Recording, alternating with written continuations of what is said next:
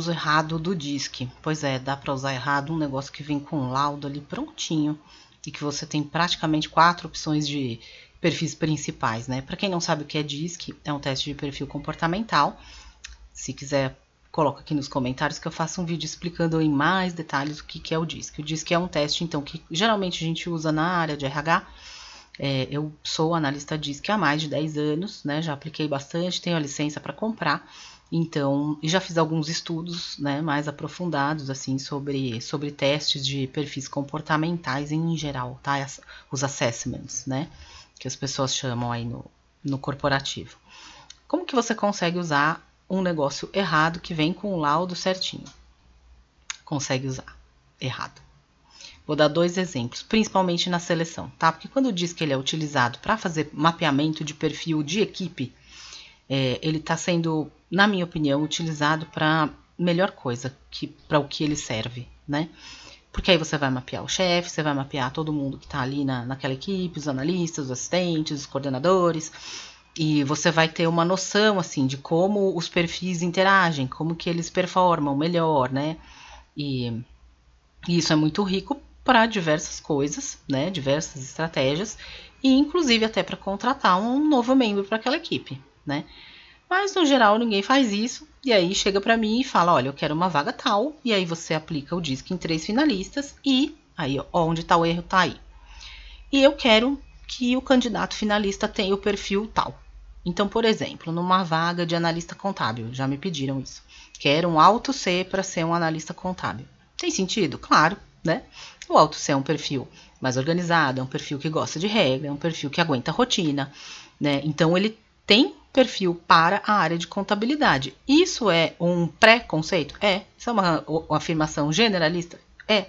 Então depende, né, de outras coisas. Mas, no geral, a gente esperado que um perfil alto C se dê bem numa área dessas, né? Numa área mais administrativa, mais contábil. Ok. Aí eu levo alguns candidatos e 2 deles são alto C e um deles, por exemplo, é alto S. E aí o gestor joga o alto S fora, nem olha para a cara do currículo da pessoa e fala, não quero porque esse aqui é alto S, eu só quero alto C. Aí que tá o erro. Não dá para você desprezar uma pessoa pelo resultado do DISC, né? Inclusive porque o DISC é um teste comportamental não regulamentado pelo Conselho de Psicologia, e ele vai fazer uma análise ali bem rasa sobre o que é a pessoa, nem é uma análise de personalidade, é uma análise de perfil comportamental, tanto que ele pode mudar, tá?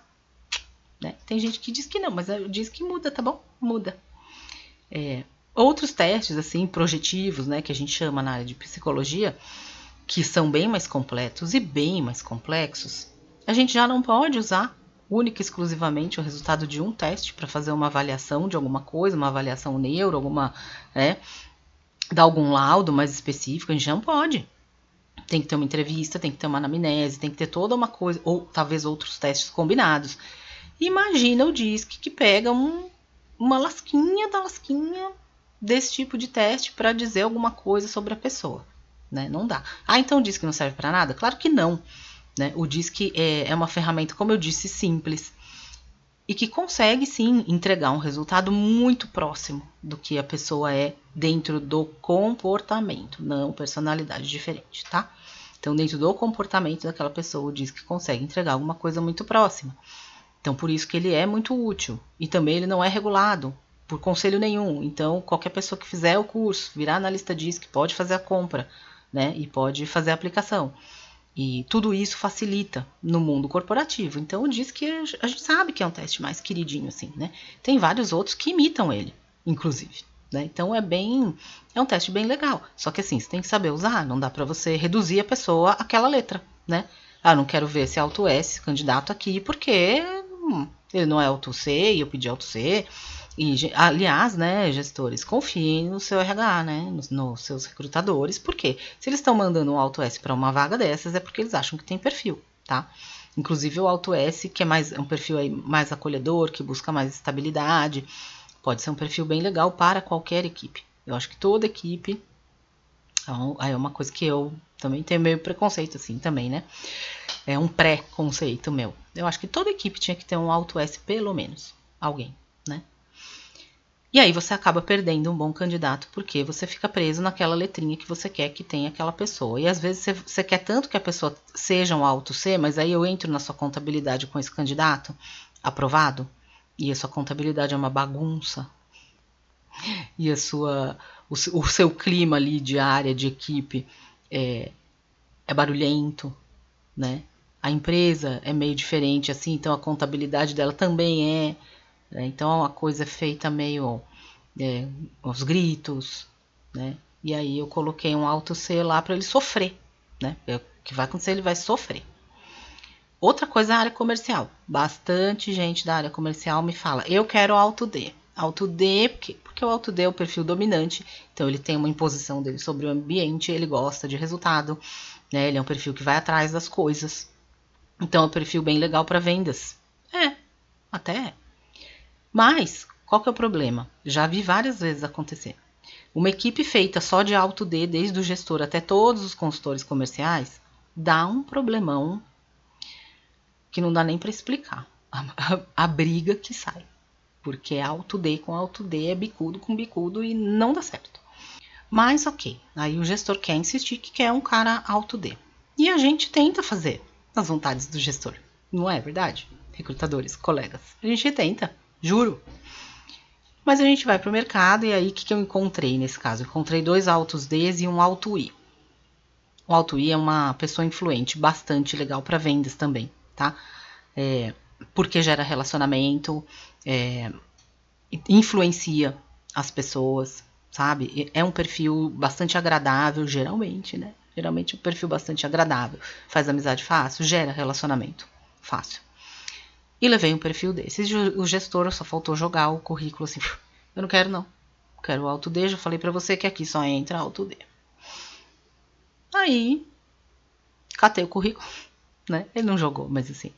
Catei falei, e dei uma insistida.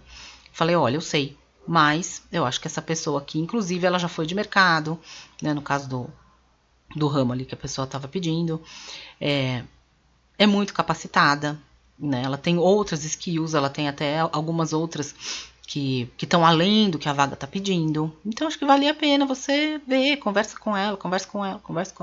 Às vezes o RH insiste, e o gestor fala, tá bom, vou fazer, né? E, modéstia à parte, geralmente o gestor gosta da nossa sugestão, tá? Fala, olha, bem que você falou mesmo. Então, gente, ouça seu RH, a gente tá aqui para isso, a gente trabalha disso, a gente tem expertise nisso, né? Se a gente acha que um candidato dá para negócio, não custa ver, sabe? Não custa ver. E aí, no fim, ele acabou contratando o Alto I, que também é um cara que tem uma certa dominância sobre o ambiente, mas que ele tem uma questão mais voltada para pessoas, né, para influenciar positivamente, na maioria das vezes, tá? Porque aí também eu não tô falando de personalidade nem de caráter, tá? Mas geralmente tem uma facilidade maior de fazer relacionamentos, né? E de manter relacionamentos. Então são esses 2 exemplos assim que eu queria trazer, porque não dá pra gente fechar. Eu já trabalhei para empresa que falava para mim, eu quero alto D todo mundo. Gente, né? Era alto D na costura, no designer, na contabilidade, no RH, no DP. Gente, não dá para ser assim. Eu não concordo nem que todos os líderes tenham que ser alto D, porque tudo depende muito, depende para quem ele vai responder. Uma equipe comercial mesmo, sabe? Eu acho que você colocar só alto D e alto I dentro da equipe comercial, você perde, porque uma equipe comercial atende todos os tipos de perfis dos clientes. Então você tem que ter talvez um alto D ali, né, na linha de frente, no Hunter, para buscar uma empresa, ok. Mas depois, às vezes, você tem que ter uma pessoa mais acolhedora, mais empática para falar com determinado tipo de cliente. Seria o alto S, né? Ou você tem que ter alguém mais técnico, mais organizado, mais que vai direto ao assunto, mais objetivo, porque o cliente não tem saco, porque o cliente não tem tempo. Aí você manda o seu alto C.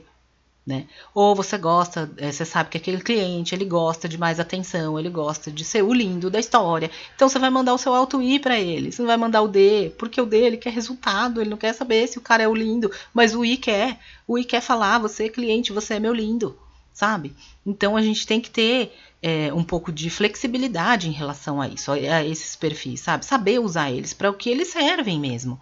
E não ficar muito radical assim, eu só quero se for esse, né? Eu acho que toda equipe tinha que ter pelo menos um de cada aí. Tá? Então, era esse o recado de hoje. E aí, se vocês quiserem o vídeo do DISC, só colocar aqui embaixo. E lembrando que eu tenho aqui um assessment também, que aí já é específico para a questão psicanalítica dentro da empresa, gestão psicanalítica, né, que é o LPS, que tem um assessment bastante parecido, assim, né, de perfil comportamental para mapeamento de equipe, tá bom? Então tem o link aqui embaixo e por hoje é só.